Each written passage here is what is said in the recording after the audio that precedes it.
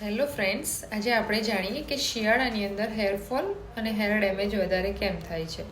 શિયાળાની અંદર વાતાવરણ શુષ્ક અને હવામાન ઠંડુ હોય છે, જે તમારા સ્કાલ્પને ડ્રાય કરી દે છે, જેના પરિણામ સ્વરૂપે વાળ બરછટ અને નબળા થઈ જાય છે, જેથી હેરફોલ વધારે થાય છે.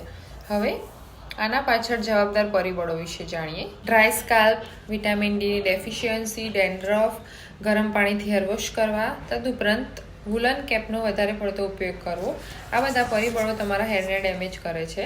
હવે આનાથી બચવું કેવી રીતે, તેના માટે ઉપાયો વિશે જાણીએ. પહેલું છે રેગ્યુલર રીતે તેલથી માલિશ કરવી. નાળિયેર તેલ, ઓલિવ ઓઇલ કે બદામના તેલથી તમે રેગ્યુલર હેર મસાજ કરો છો તો તે તમારા હેરફોલને થતું અટકાવે છે. પાણી પૂરતું પીવું, પૂરતું હાઇડ્રેશન પ્રોપર રાખો છો તો એ પણ તમને બચાવી શકે છે. બીજું છે પૌષ્ટિક આહાર લેવો. વિટામિન્સ અને મિનરલયુક્ત ફૂડ લેવાથી તમે હેરફોલને થતાં અટકાવી શકો છો.